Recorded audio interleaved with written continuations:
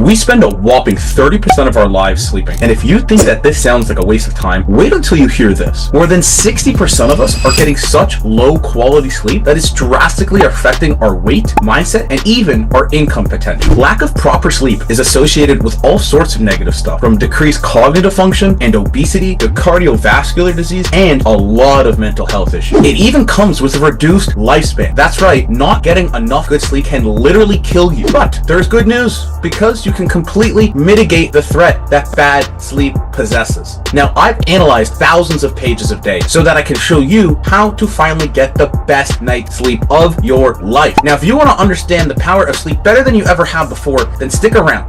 So before we get into the meat and potatoes of the video, I just want to introduce myself really quick. My name is Adam, aka Puffy, and about 10 years ago, I lost 150 pounds, and that's what kind of kickstarted my health and fitness journey. And I've now had the privilege of helping over 100 people lose 50 pounds and keep it off for the rest of their life. My only request is, if you get any value out of this video, please share it to someone, maybe drop a comment and tell me what you liked the most, and most importantly, please like this video so that it gets more people to see it. Alright, okay, now let's get into the video. So number one, the importance of sleep. Here's some crazy shit for you. Science has literally no idea why we sleep. That's right, we can put a fucking rover on Mars, but we still can't figure out why our bodies need to sleep once a day to avoid breaking down. But it 100% does though. That much we know for sure. So this leads me to my first question. Why the hell is sleep so important? During the few precious hours of sleep we get each day, our body undergo critical processes that keep us functioning at our best. Think of it like a sort of diagnostic and repair system, only applied to both our bodies and our mind. For starters, sleep allows our body to repair and rejuvenate themselves. This is when the tissue growth and muscle repair occur. For example, this is why you can't move the morning after doing a really hard leg day at the gym. But it's also when essential hormones like growth hormones are released, which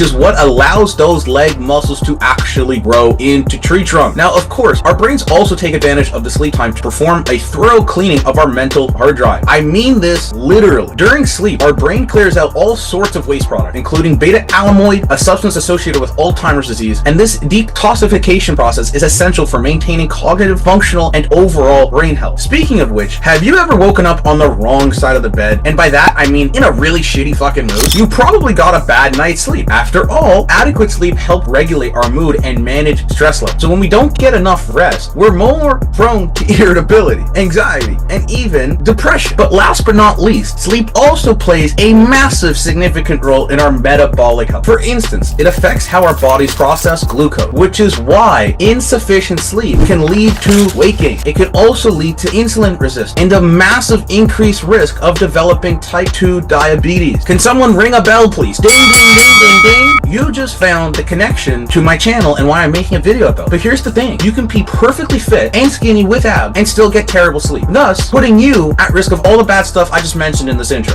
But since this is my channel, aka Puffy Got Puffy, let's take a look at how sleep and weight loss interact. So, sleep and weight loss. I am not no scientist, but people who are will tell you there are hundreds of studies on how sleep relates to weight. In fact, I'm here to tell you that sleep can be your exact secret weapon when it comes to burning off that stubborn body fat. This is thanks to several key factors that tie sleep directly to weight management. First and foremost, sleeps boost your metabolism. When you're well rested, your body metabolic rate functions like a well-oiled machine, and this helps you burn calories more efficiently and effectively throughout the day. Beyond that, sleep plays a crucial role in maintaining hormonal balance, which is also essential for weight loss. When you're sleep deprived, the hormones that control hunger and fullness, like growth and leptin, become imbalanced, and that leads to a massive increase of your appetite and also cravings of. Additionally, lack of sleep elevates your cortisol, and this is the stress hormone, which will promote fat storage, especially around the midsection, aka the belly fat, the beer belly, the love handle. And look, some of you might know me pretty well, but some of you might not. I kind of know all this stuff way too well, because when I was 17, as you can probably see behind me, I weighed 370 fucking pounds. My daily routine was mostly Call of Duty and potato chips. The only person getting any exercise was my in-game avatar, and unexpectedly,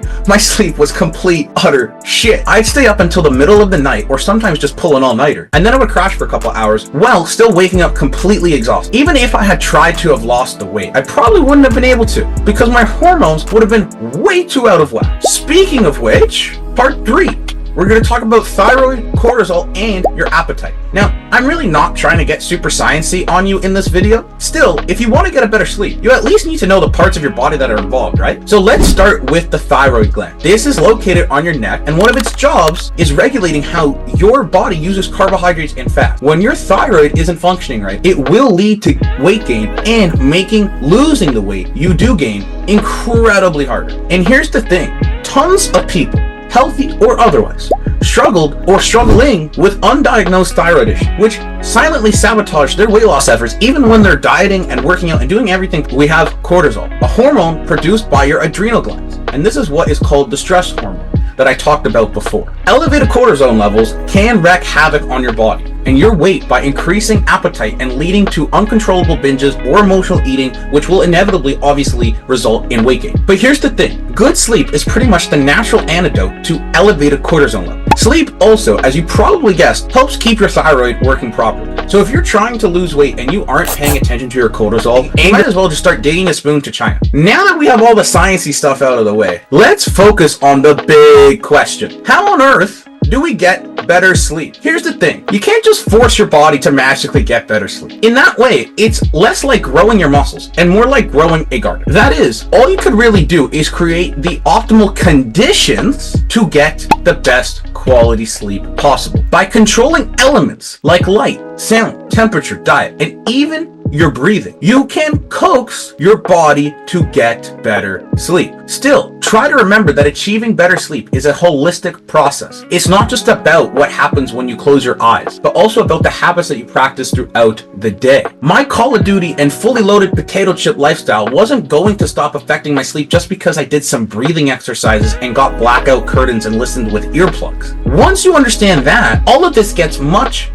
easier. So now, let's finally look at the actual steps that you can take to start getting the ultimate good night's sleep that you and your body deserve. So step number 1, go towards or away from the light. Light plays a pivotal role in regulating our sleep-wake cycles, which are also known as your circadian rhythms. So way back for our ancestors, this was pretty straightforward. The sun went down and it was time to sleep. The sun arose and it was time to wake up. But nowadays, with so much artificial lighting everywhere, our natural cues are all mixed up, and this makes it so much harder to fall asleep and stay asleep. So if you want to create a better sleep environment, light exposure is the first place you need to look. So simply start by considering the intensity and the angle and the quality of your light in your environment. So high intensity overhead lights signal to your brain that it's actually daytime, and this makes it quite difficult to wind down.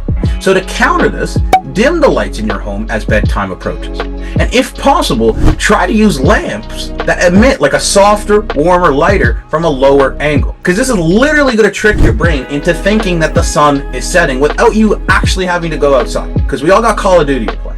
Now, I know this is a small change, but it can make a big difference on how well you sleep when the time comes. If you don't believe me, just try it. Okay, and then there's the issue of blue light, which I'm sure we've all heard of, and this is emitted by our screens and phones and tablets and computers. Blue light is massively destructive because it suppresses your melatonin production. And if you don't know what that is the hormone that regulates your sleep. It's created naturally in our body. It is also a supplement that you can take, but we'll get into that a little bit more later. So to minimize this effect, try to limit your screen time at least 1 hour before you go to bed. But if you can't go without gaming or watching TV, and trust me, I get it, just consider using blue light blocking glasses, or at bare minimum, enabling night mode settings on your devices, okay? And last but not least, get the room that you're sleeping in a very dark space, like my brain sometimes, or like dark chocolate, or Stevie Wonder, or dark, like space dark, okay? And one of the ways you could do this is by blackout curtains, or even a fancy sleep mask can do the trick. But whatever you do, err on the side of as dark as physically possible for the best possible results for this. So step number 2 in getting better sleep, black out as much sound as possible.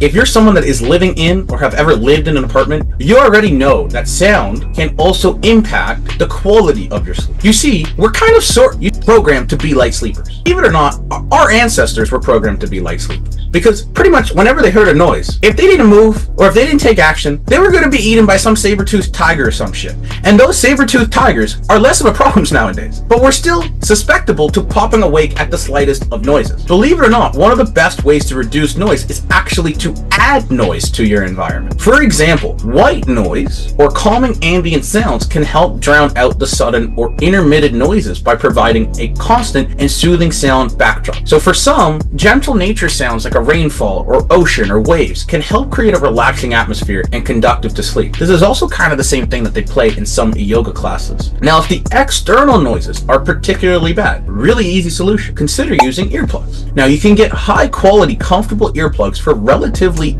cheap. Some of them can be reusable, but wouldn't recommend that because the wax you get in your ears, and they can significantly reduce the noise level, helping you to stay asleep throughout the night. Personally, earplugs have been the biggest game changer for me to have better quality sleep, and I will link a bunch of links in the description below on what I would recommend and what I personally use. So, step would be finding your optimal temperature. Now, nothing makes a person toss and turn more like being too hot or too cold when they're trying to sleep, right? And even though there's a century-old debate on whether it's to be really cold or really hot, science seems to say colder is better, and I can kind of attest to this with my personal preference, because personally, I think being warm is much worse. But here's the thing. Our bodies are naturally programmed to experience a slight drop in core temperature at night. But sleeping in an environment that's too warm can kind of interfere with this process, making it much harder to fall asleep and reducing the overall quality of sleep that you do get. Apparently, the most optimal room temperature for most people is around 60 Fahrenheit. But if you can't afford to cool your house down that much, which is understandable, you can consider opening up a window or using breathable bedding materials like cotton or bamboo. This can help regulate body temperature and prevent overheating during the night. If you're someone like me who tends to sleep incredibly hot, to the point where he has to change his bedding every 2 days, despite even sleeping in the basement and having a cool room, investing in a cooling mattress or a mattress topper can make a huge difference. Just know that unfortunately, these come with a ridiculously large price tags in most cases. So to give you some perspective, a very popular fitness influencer that I don't know personally, but I know probably a lot of you watching this, he's from Australia, his name's James Smith. He's pretty well known, and he's basically made a career of shitting on other brands or other people. And basically, he spent, I think it was $10,000 USD on his own money on a sleeping mattress. I forget the name, but if you're curious and you're watching this, I will send you the link or just drop a comment down below. And basically, he was kind of very skeptical about buying this, but even he was adamant and said that it was totally worth it. So if his stubborn ass tells you it works, I'd believe him. Personally, I don't have the exact model that he had. I can't remember it off the top of my brain, but I have what's called the topper from 8 Sleep. It's basically you put it on top of your mattress. It's not a completely whole different mattress thing because it's a little bit cheaper. Now, on the flip side, you don't want to be shivering throughout the night either, right? That's not ideal. It's all about finding the sweet spot where you're comfortably cool, but not freezing cold. Everyone's different, and I really suggest that you experiment with different temperature settings, bedding combinations, and potentially even sleepwear until you discover what exactly works best for you and your body. Step number 4, relax your mind and body. You aren't going to sleep well if you're not relaxed. This was another thing that held me back for so many years, because the second my head hits the pillow, and maybe you guys can relate to this, my mind tends to go absolutely nuts. Probably doesn't help that I have ADHD, right? But it wouldn't shut the fuck up. So that's where developing a pre-sleep relaxation routine will be a massive help and potentially even game changer. Now, I know some people keep a nighttime journal and spend a few minutes before their bed jotting down their thoughts, their concerns, and plans for the next days. Science says doing this can help open cognitive loops, and it kind of reduces your mental clutter, making it easier for your mind to unwind. Personally, that's not what I do, but what I like doing or suggest is taking a warm bath or shower, right? Which will help relax your muscles and lower your body temperature afterwards. And then that way you can kind of get all the thoughts out of your brain then. Another thing that I would highly recommend or suggest would be some gentle stretching or potentially even meditation or reading a book or some other ways to ease into the sleep. Because I promise you, instead of scrolling on TikTok or Instagram, if you read a book, you're going to be a lot more tired much more quickly, right? But the key is to find what works best for you and make it a consistent part of your nightly routine. Now, more on that later, but for now, let's get into another big factor in your sleep quality. So step number 5, consider what you eat and when. So what and when you eat have a massive impact on your sleep quality. Now, no, this isn't going to be like a crazy conspiracy theory and carbs after dark and all that shit, although that's a complete myth. But digestion is an energy intensive process, right? So after all, consuming large or heavy meals too close to your bedtime will 100% interfere with your body's ability to transition into sleep, because it's going to be worried about digesting that, right? And then also like maybe like heartburn and all that other stuff. So what I would say is aim to finish your last substantial meal at least 2 or even ideally 3 hours before bedtime, because this will allow your body enough time to digest properly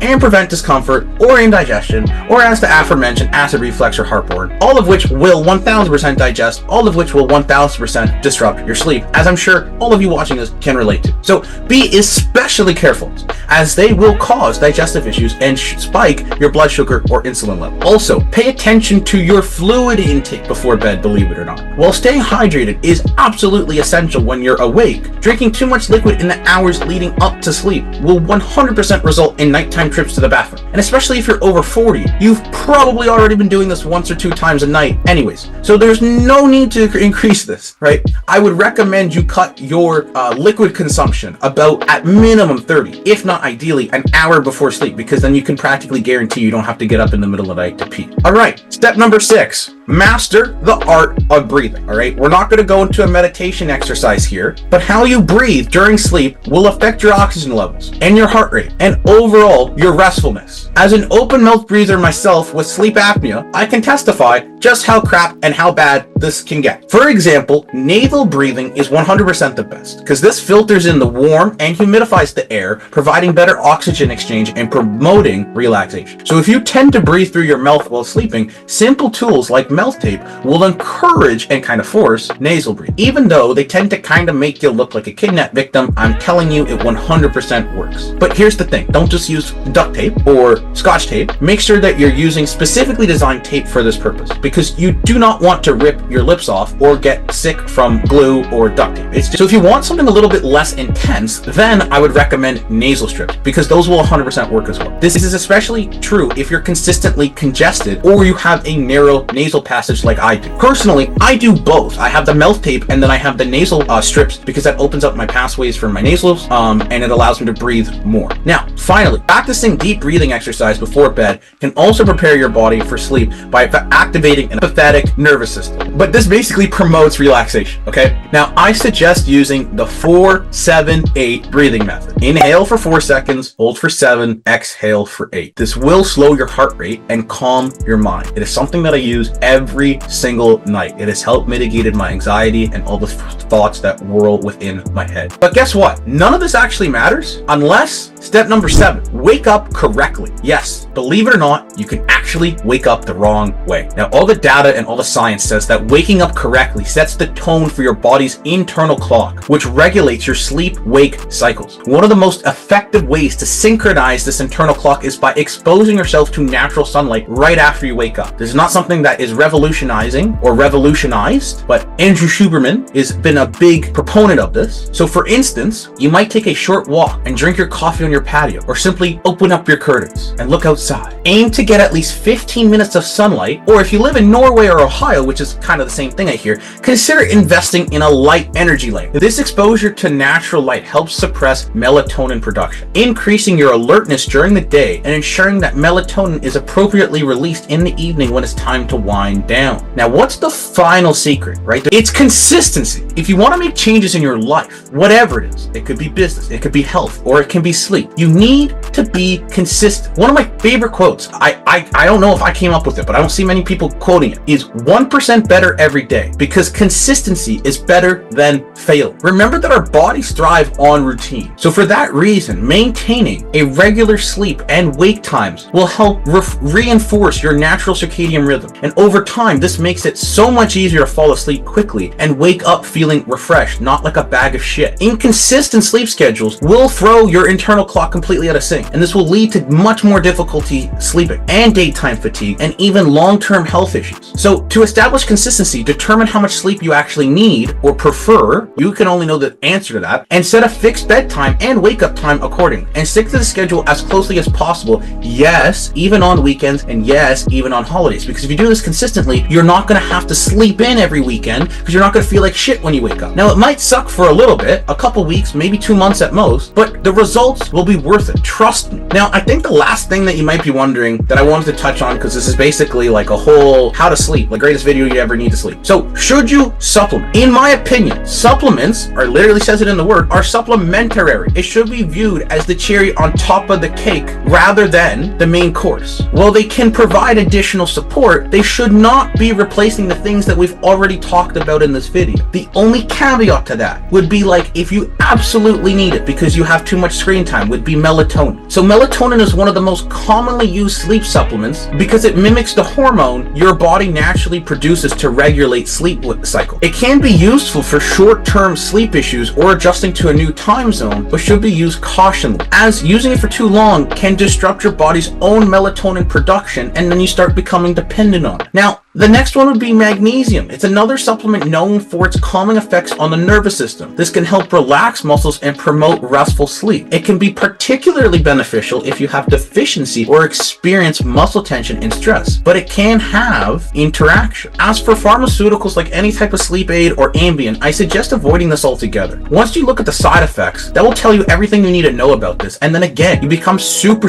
dependent and relying on taking this every single night, and there's going to be kind of some withdrawal symptoms. So there you have it, folks. I really hope you enjoyed this. This is the perfect recipe for the perfect night's sleep. Now, remember that achieving the ultimate good night's sleep is all about making consistent, positive choices that put you in the best position to thrive. And remember not to make all of these changes at once. This video will be on the internet as long as I'm alive, or maybe beyond this. So you can always come back and watch it over and over again, so you can kind of pick and choose different parts of it. You know, just like a good diet, you need to start by making small, manageable changes that you can incrementally boost down. Going from 0 to 60 is really not going to help. Consistency is the key. Now, if you enjoyed this video and you got value out of this, because if you're watching me talk right now, then I'd be shocked if you can say there's been no value. I would like to ask you again, please subscribe if you found this interesting. I'm going to be posting videos like this all the time. Drop a like because it helps tremendously with the algorithm, and comment if you have any questions or anything I can help answer. And lastly, my gift to you, genuinely, it's 100% free. I have a school community that you can have access to below. There's a bunch of videos similar to this, not the exact same, but similar to this on the topics of nutrition and exercise. It's a community of like-minded individuals that are struggling or were struggling on their weight loss journey. I'd love to see you in there. And until next time, I will see you in the next video.